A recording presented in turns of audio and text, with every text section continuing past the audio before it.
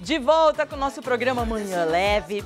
E agora nós vamos falar sobre uma atitude de generosidade que tem avançado, graças a Deus, muito no Brasil, que é a doação de órgãos. Sabe que, de acordo com o Ministério da Saúde, em 2016, o país registrou o maior número de doadores efetivos da história. Foram 2.983 doadores. E agora que você vai assistir uma reportagem do Sérgio Marques, que foi até Cambuí, em Minas Gerais, para conhecer a história do Jailson.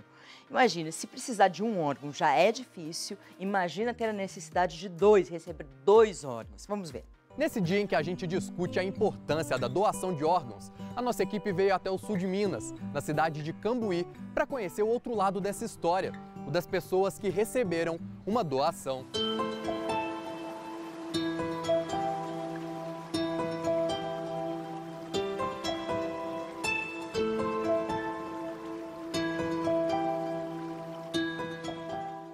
E só para efeito de comparação, hoje em dia eu tenho 23 anos, a mesma idade que o Jailson foi diagnosticado com hepatite autoimune. O que os médicos te disseram, Jailson? Eles me disseram que era uma doença que não tinha cura, em que os anticorpos, do organismo da gente, ao invés de fazer a defesa do corpo, eles atacam o órgão. E no meu caso, eles atacavam o meu fígado. E você estava no auge da juventude quando descobriu a doença, né, Jailson? Quais foram os sintomas? Quem olhava para mim percebia assim de cara, porque o meu corpo era totalmente amarelo, os meus olhos amarelos, eu passava mal constantemente, tinha fortes dores de cabeça. E quando que surgiu então a necessidade de um transplante? Eu me lembro assim que no dia que eu recebi essa notícia, a primeira coisa que veio à minha cabeça é que eu morreria. E nesses 10 meses de fila de transplante, como que era a sua rotina, Jailson? Acredito que era uma espera ansiosa por uma ligação, por um comunicado. Sim. Para você ter ideia, eu consultava a lista de transplantes todos os dias, via internet.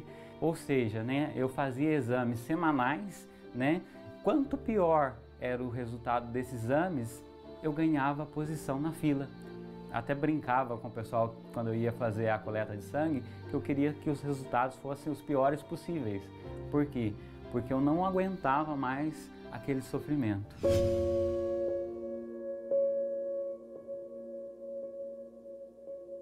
Eu não conseguia olhar nele, sabe? Dava muita tristeza, sabe? Eu ficava muito triste, sabe? Mas eu calava, sabe? Porque para ele não perceber a tristeza que nós tinha, sabe? A hora que o meu quadro estava estável, aí eu pude ser conduzido para o centro cirúrgico para fazer o meu primeiro transplante. Confesso para você que quando eu fui informado que eu faria a cirurgia, foi o momento mais feliz da minha vida.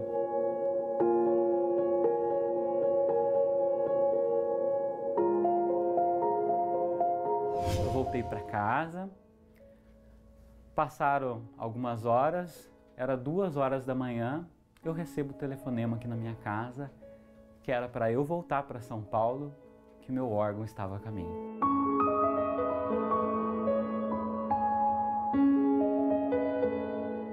E graças a Deus ele está aqui no meu corpo, funcionando a todo vapor. Bom, Jailson, a gente começou a entrevista falando do Jailson de 23 anos, Eu queria saber hoje em dia, como o Jailson de 32 anos, ele enxerga a vida? Olha, eu enxergo a vida com um olhar diferente. Então, o que eu posso dizer para você, Sérgio? Enquanto houver 1% de chance, eu vou estar lutando, sabe? Eu vou estar defendendo essa causa, eu vou estar mostrando para as pessoas que vale a pena lutar pela vida.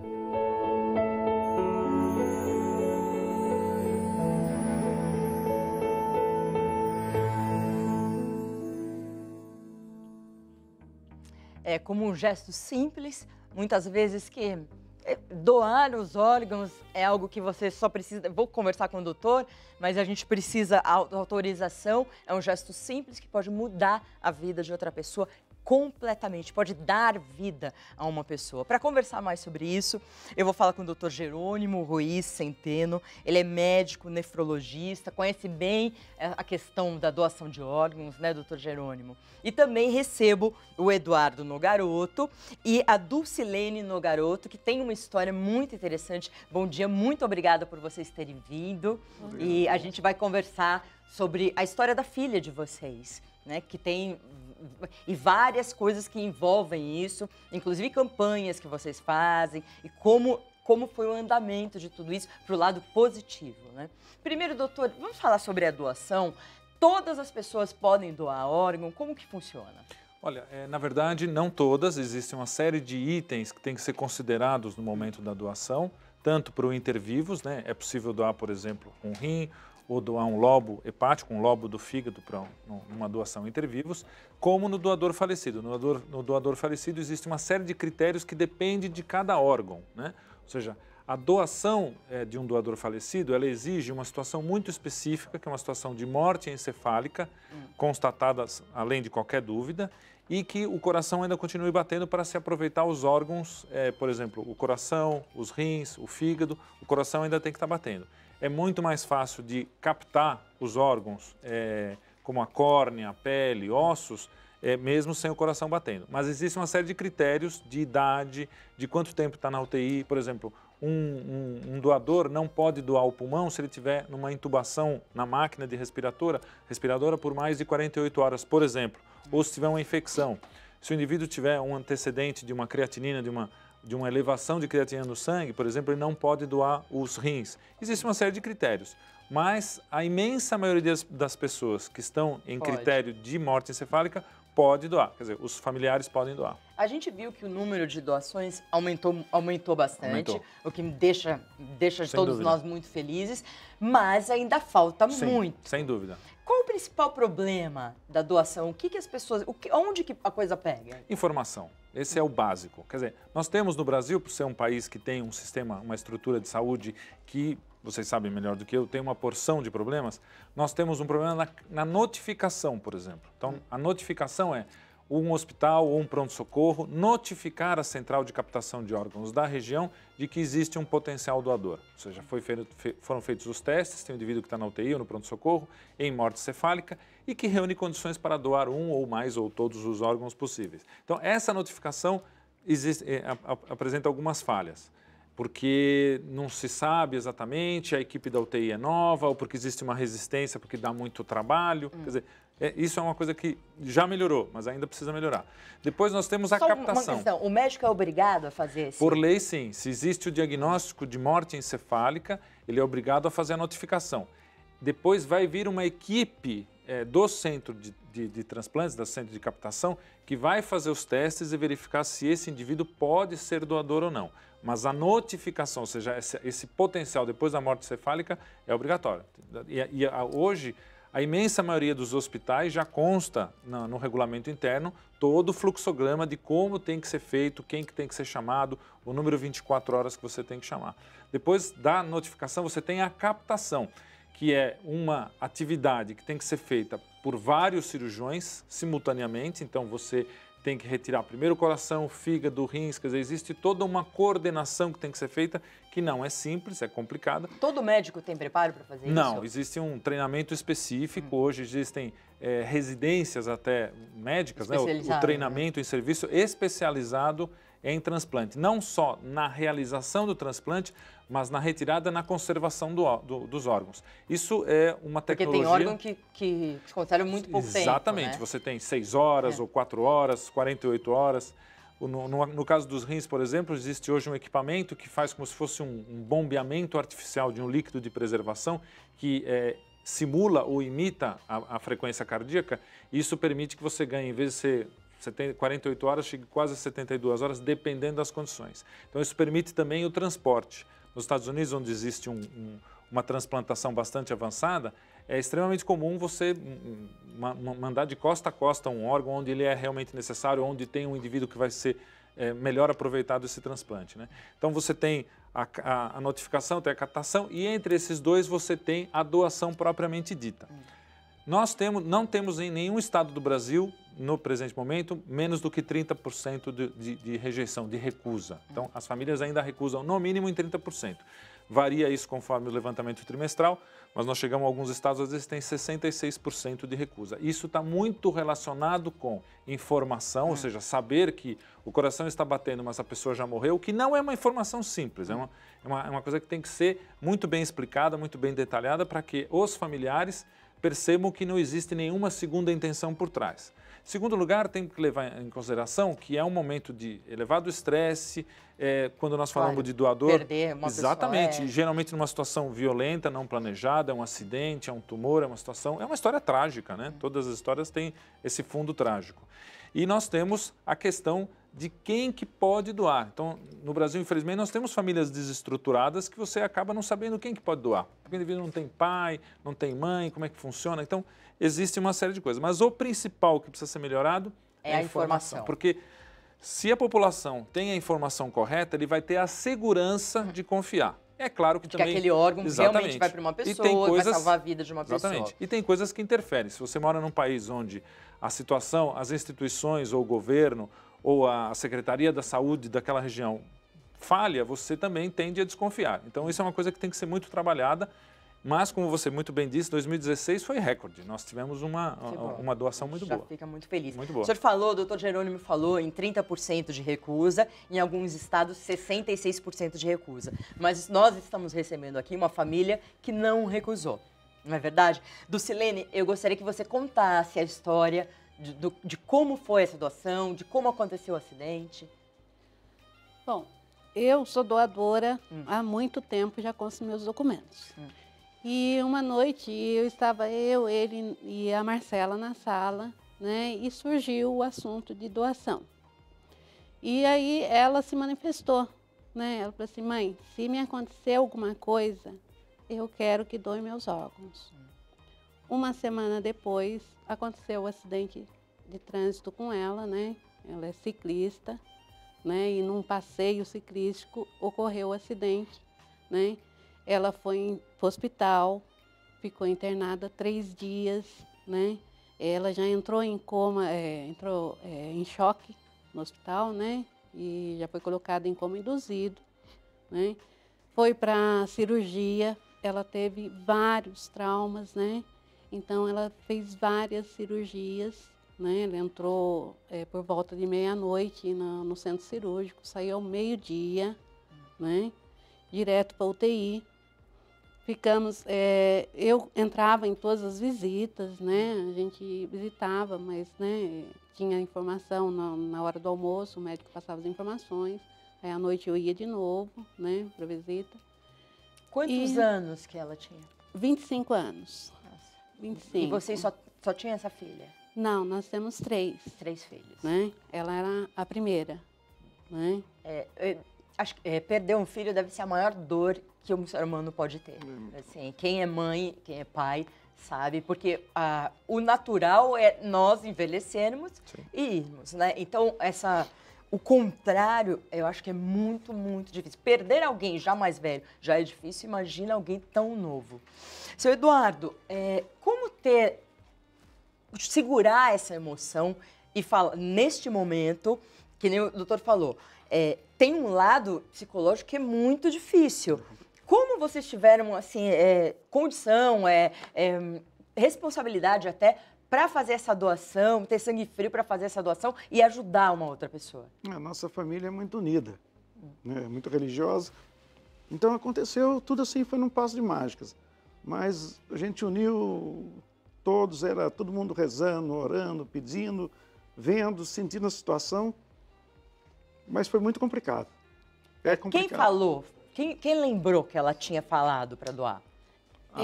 Eu que iniciei, né? Porque eu tinha que segurar, né? Ter força suficiente para segurar.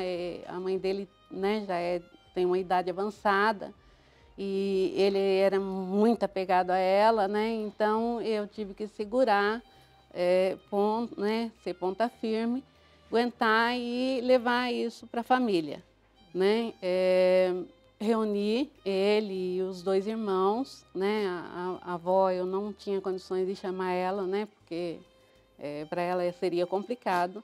Então, eu chamei ele e os 2 irmãos dela, né? E conversamos e falei, né? Falei assim, olha, a Marcela está com suspeita. Na época, né? Quando o médico me chamou, ele falou que era suspeita. Estava com suspeita de morte cerebral e que seriam feitos todos os exames necessários. Ela ficou um dia inteiro em exames, né? E se ficasse confirmado mesmo a morte cerebral, que ela já tinha, né, manifestado, então eu, né, gostaria que fizesse a doação. E foi para quem? Quem recebeu esses órgãos? Bom, Várias pessoas ou teve uma pessoa específica? Foi me passado que era sigilo, né? E quando a equipe chegou de Campinas, a primeira coisa que a enfermeira-chefe veio me falar que era sigilo, e eu falei para ela que eu sabia, né, e que estava tudo bem. E aí acompanhei até o centro cirúrgico para captação dos órgãos e tudo mais. Então, na época, eu não tinha pretensão de conhecer nenhum dos receptores, né? Mas como o caso dela foi muito divulgado na TV, nos rádios, na internet, né? A divulgação foi tão grande que nós recebemos mensagem até do exterior, né? O receptor, um dos receptores, ele, furioso, começou a fuçar na internet e localizou a gente, né? Porque ele sabia que a doadora dele tinha 25 anos, era ciclista, né? E era da região daqui. Então, ele fuçou na internet e localizou. Fez contato com o meu filho, né, abaixo da Marcela, que é ele que nós colocamos, né, para responder as mensagens e tudo mais. E esse, né, receptor perguntou se a gente gostaria de conhecê-lo. Imediatamente, né, a gente falou que sim, né?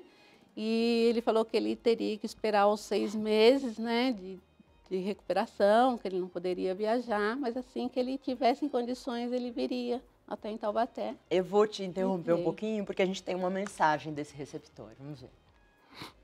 Quero contar um pouquinho da minha história, dizendo para vocês que eu me deparei com uma doença renal crônica no ano de 2011, iniciei um tratamento de hemodiálise no ano de 2012 e no ano de 2014, graças a Deus, graças a Nossa Senhora Aparecida, graças às orações feitas pelas famílias e também pelo ato de bondade, de caridade e amor ao próximo dessa família, eu tive a possibilidade, então, de receber um rim e carregar hoje um pedacinho da jovem Marcela, que foi a minha doadora.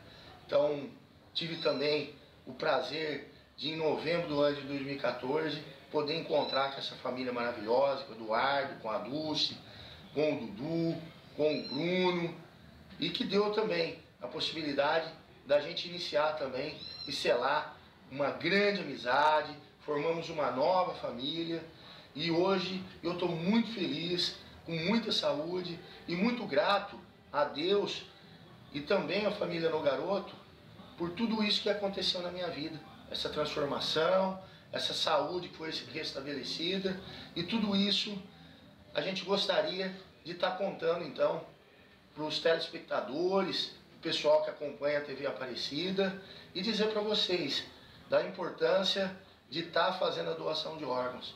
Foi através de um ato de bondade, caridade e amor ao próximo que eu tive a oportunidade de ter uma vida nova. Então, gente, vamos doar órgãos, que é importante e salva vidas. Ao pessoal aí do programa, o meu muito obrigado a todos, obrigado aí pela oportunidade e fiquem com Deus. Muito obrigada a você. E, nossa, a senhora tinha noção de que ia transformar dessa forma a vida de alguém?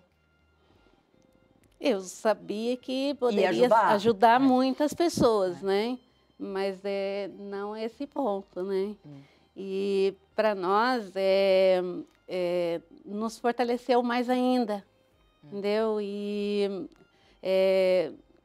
nos confortou muito, né? E o Alessandro para a gente é como um filho hoje, né? A gente conhece a família inteira dele já, ele conhece a nossa família inteira, ele está sempre na minha casa, a gente está sempre na casa dele, né? E criou um vínculo assim bem familiar, né? E está fazendo muito bem para a gente, confortou bastante, amenizou muito a dor, a saudade dela. Para a gente terminar, a doação, se eu quero ser doadora, é só eu manifestar. Como que é? Através de um documento? Era um RG, né? Não, isso foi uma época, o que que acontece? No Brasil, existe a soberania sobre essa decisão é da família. Então, a família é que decide. Isso existe uma série de critérios. Mesmo que a pessoa falou que queria doar. Exatamente.